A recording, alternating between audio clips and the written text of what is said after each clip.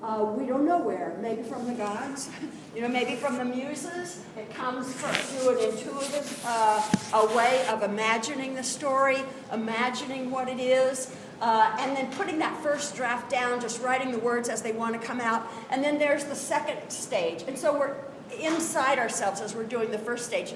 And then what we have to do is we have to step out, and now we have to use the brain that we set aside in the first stage in order to look at it in a more distanced way, so that we are now working with our editor brain and measuring and judging and setting up criteria, and does this work?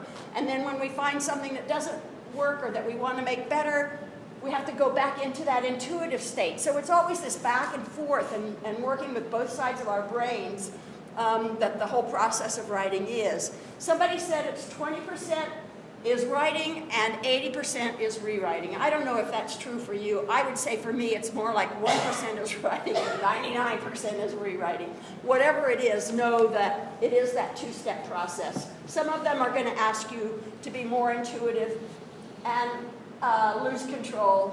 And there's nothing scarier than, I think, this, just this blank sheet of paper, and we're going to free fall into it. So it's always reassuring to have words that we can actually work with on the other side. So these are going to apply to both sides of that, both sides of our brains, both sides of the process. And the number one way to make it better is to write what matters. Life's too short and we don't have enough time anyway, so whatever you write, make certain that it matters. And I'm not talking about that it matters in the bigger picture of the world, but that it matters to you, that you have that passion about it, that you care about it. If you're writing to fill the form, you're not going to have that. If you're writing to fill the form, you're not going to feel that, and you're not going to be coming from a place of caring and of passion. So write what you're curious about, what intrigues you, what makes you go, write what wakes you up at night and won't let you go back to sleep. I did, and it was you. Oh, thank you, Wes. Did you all see, have you all purchased? I can't spin it, but I can hold it up. Our esteemed leader's first published book. Good. Black and White. Yay, Wes! My first reading critique. Yeah. Workshop later. He was a virgin when he came to me all those years ago. He was gentle. And I was gentle. So support Wes, buy his book. I can't wait to read it. I can't wait to read it. So he wrote what mattered to him, and that's why he was able to come to that first reading critique group 15 years ago when he was actually a new writer. He's a police officer at that time, and he's still in the police department.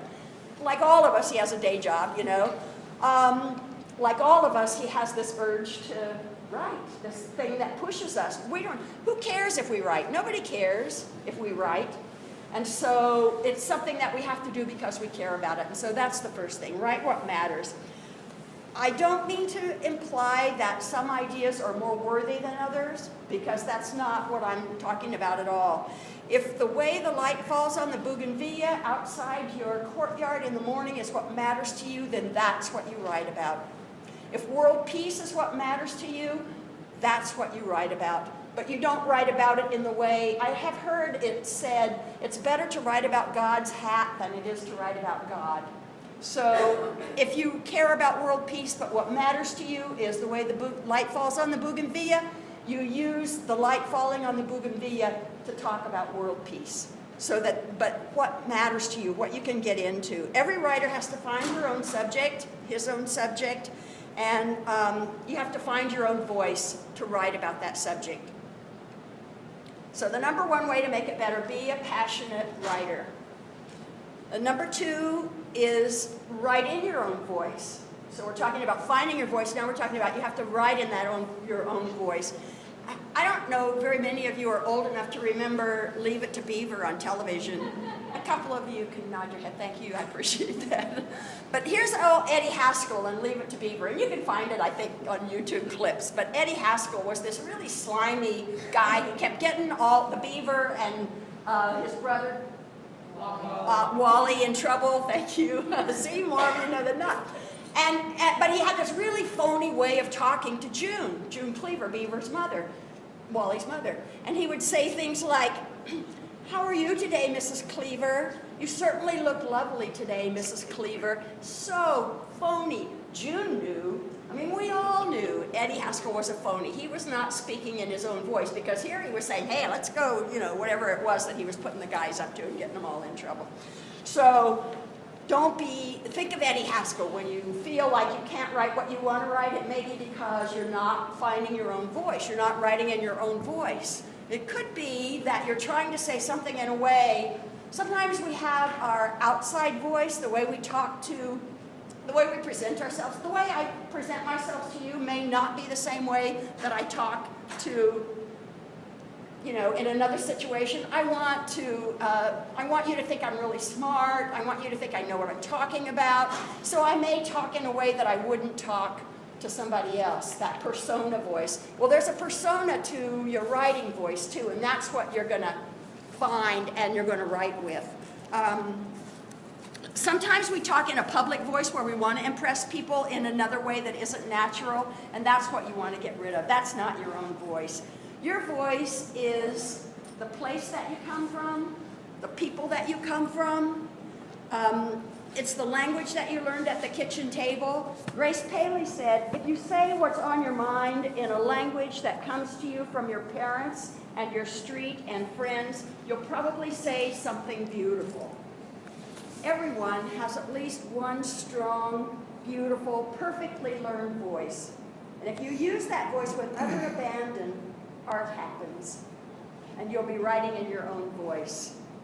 That isn't to say that each of your stories won't have, there's a voice of the story as well. Each of the characters will have their own voice. But when you read certain writers, if I say Joan Didion, you get a voice, don't you? If I say John Cheever, you get a voice. If I say, give me a voice, Stephen King, John Grisham.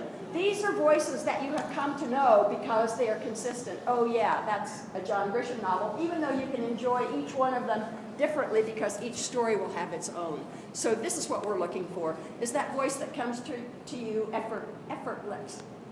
It's not effortlessly, is it, at all? Sometimes it's damn hard to find because we're trying to impress. We're trying to say something we don't know how to say. I worked for a man once, and he would hear me. In the old days, when we used to have typewriters, he would hear me clack, clack, clack, clack, and then ripping the paper out. That makes a certain sound, right? Ripping the paper out of the typewriter, wadding it up, throw it in the trash.